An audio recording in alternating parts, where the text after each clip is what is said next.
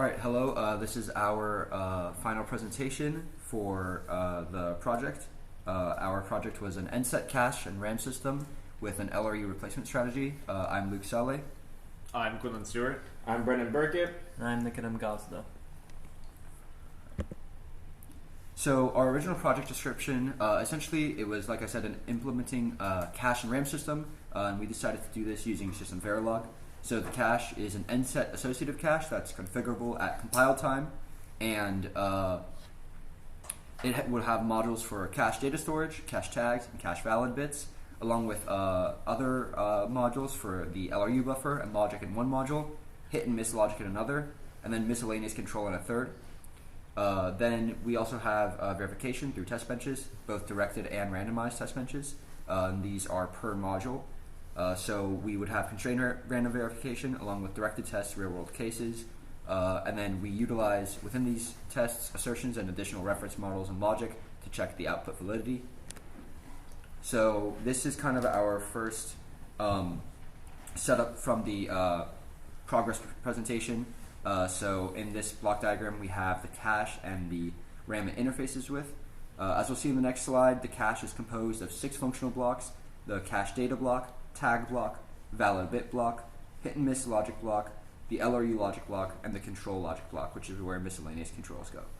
To configure the cache size, you essentially specify the total size you want the cache to be, and the number of banks you'd like.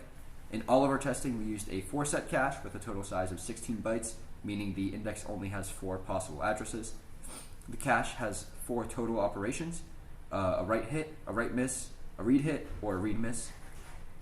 The miss operations take only 3 cycles to complete, and the read operations take 2 cycles to complete. The RAM is configured using only the RAM size. In our testing, we use 256 bytes. Each RAM read and write takes only 1 cycle, with reads occurring when the write enable is low. So for the following are the contents of the cache. The top 3 are the memory storage blocks. The first is the cache data block, which actually stores the data in the cache. The cache tag stores the tags for each byte of the data stored in the cache. And the cache valid block stores the valid bit for each byte of data. The bottom 3 blocks focus on the logic of the cache. The cache hit block determines if the requested read or write is present in the cache, meaning if the requested operation is a hit or miss, and also outputs the blank relevant to the index of the current operation. The cache control block handles all the miscellaneous logic in the cache, including the done signal, the internal write enables used for the storage blocks, cache input data multiplexing, since the cache data block sometimes needs to fetch data from the RAM and sometimes from the data input from the microprocessor, and the data output multiplexing. The cache LRU block stores the pointers to the least recently used banks for each index and outputs the least recently used one. For more information on these blocks, please refer to the extended cache documentation on our submission.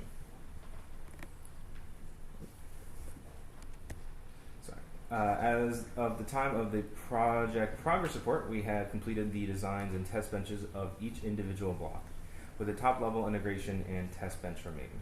Each block has its own unique implementation of the test benches.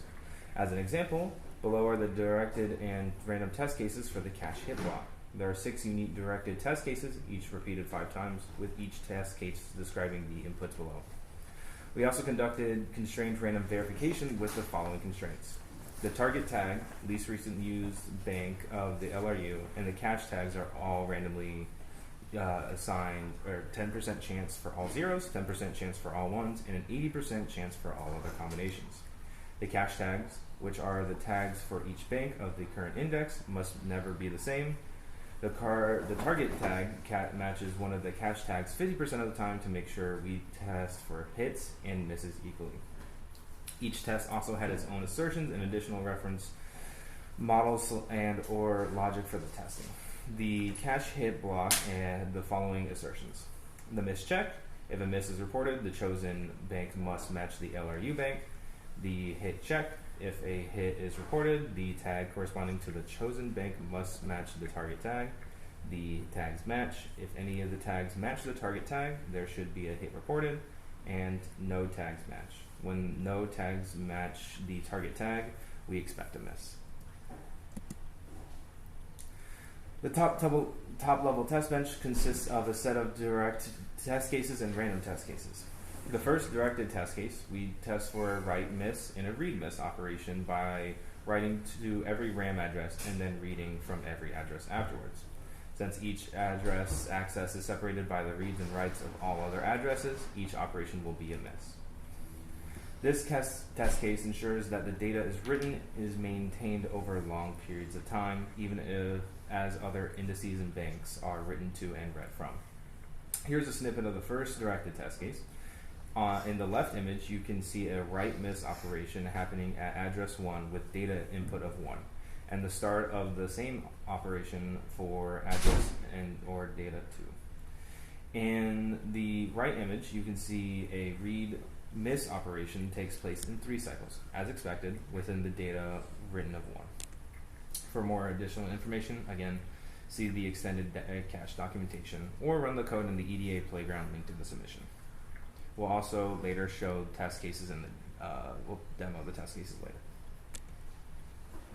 In the second directed test case, as you can see here, we test for write hit and read hit operations by writing to every RAM address twice and then reading from the same address immediately afterwards. This is then repeated for each address, and since each address access is sequential, the second write and first read for each operation will be a hit.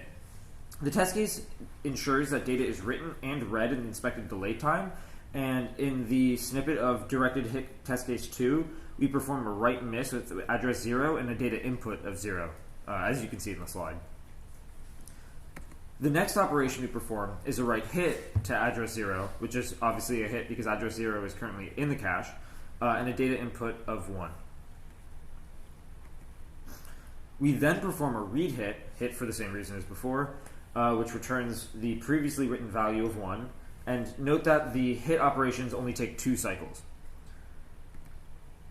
This test case shows off an example use case, and as with the first directed test case, here we write 1 character of a message to each address of the RAM, and once each character is written, we then read back the data from each address, store it in a string in the test bench, and then display it to see if we get the same message back. And you can see here that block kind of paragraph where it says the cache RAM has been implemented into system Verilog, and the rest of our other documentation is both written to and read back from perfectly. In these random test case snippets, we see, or moving on, in these random test case snippets, we see a write miss, a read miss, a write miss, and a read hit. The first 2 are seen in the first image on this slide, where data value 86 is written to address 181 in 3 cycles since it's a miss. And note that the output changes to 0 when the operation is complete. The next instruction is a read miss that returns data value 105 from the address 153. This value is left over from the previous directed test case, where we write the first 256 characters of that documentation paragraph to the cache, and this corresponds to the letter I. Here, in these 2 pictures, we perform a write miss of value 143 to address 1 in random test 46. Later, in the next image in random test 61, address 1 is still in the cache, and we return the same value, 143, after a read hit. These test cases have some extra bugging information in them, but all of the operation is still correct. So this was an extremely fun and challenging project. We learned that it's much easier to implement and design by first clearly specifying the functionality and only then implementing it in code. And this is how it's done in the industry, but we underplayed the complexity of the design and thought we could just jump straight into the implementation. Because of this, we had to go back and change the design many times in the middle of the verification. The design got confusing, and we only started making progress once everything was set in stone. Future work would include reconstructing the system to allow for pipelining. This would not only improve the efficiency or throughput, but also likely simplify the logic so that operations don't overlap. Future work would also include reconstructing the design as an FSM rather than a set of blocks of logic. This project overall was a good practice of our understanding of caches and the algorithms that help them work, and of hardware design and verification. It feels like we used every single system Verilog concept under the sun out of pure necessity, not just to look pretty, considering we wrote around 3,000 lines of test bench code and 1,000 lines of design code. So about 4,000 in total. And next we have the demo. So in this demonstration, we're going to go into EDA Playground. And right now we have the top level test bench loaded. And so we'll run this simulation. And you can see on the top all the design files are there that we used in design. And so if we make this a little bit bigger, show the screen, you can see that all the tests ran, 1,892 tests finished with 0 failures, and randomization was successful each time. So I'll just go to the top and review some of these test cases. And so as we talked about in the slides, we have the first directed test case where we do the right miss, we wait 3 cycles, the done signal goes high, and then we get the output of 0 since it's a right. And then we do this for each address, incrementing the address and the data input on each one. And so in this test bench, we only show the first 5 addresses that we're writing to, but it does the operation for all of the addresses. And then directly after, we do the read test. So it's a read miss as well. So it takes 3 cycles. We get output of 0 for address 0. And then for address 1, we get an output of 1. And you can see that this output stays stable as long as the done signal doesn't go high for the next operation in which it changes. So this also happens for each address, and then we go through all of the addresses available in the RAM. And so next we start directed test case 2, which we do the we test for the write and read hits. And so in order to get a write hit, we first have to do a write miss, and so we see this first write miss, data input 0, address 0, and it takes 3 cycles. There's some extra debugging information here with the reference model, but we can see once we do that write miss, we do the write hit because that address 0 is now in the cache. And so we put in data value of 1 just to differentiate the 2 writes, and it only takes 2 cycles, as you can see, because it's a hit operation. And in the reference model, you can see update. Then we do the read hit, and so data address 0, and we get the output 1, and it only takes 2 cycles. And so we do this for every address as well, but we only print the first 5 addresses.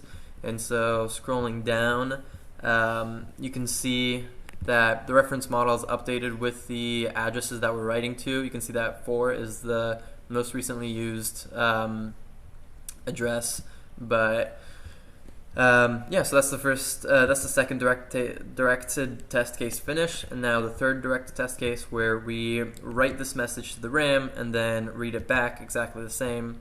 That's all cool and good. And then the last one is the random test cases. So we do 100 of these, and it's random between the read misses, read hits, write misses, write hits.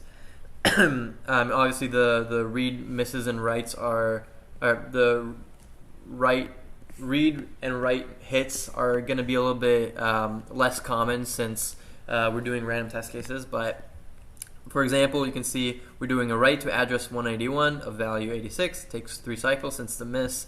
And then in the second random test case, we do a read from address 153, and data we get the output 105. This is left over from the previous directed test case where we write all this text. And we do a bunch of these random test cases. We do 100 of them just to verify the functionality. And you can see by the time we are done, there's a lot of them, 1,892 tests for this final test bench with 0 failures using the assertions that we defined in the top level test bench, all these assertions down here. And so randomization failed 0 times and everything works. So cool. Thank you for listening, and this was our final project.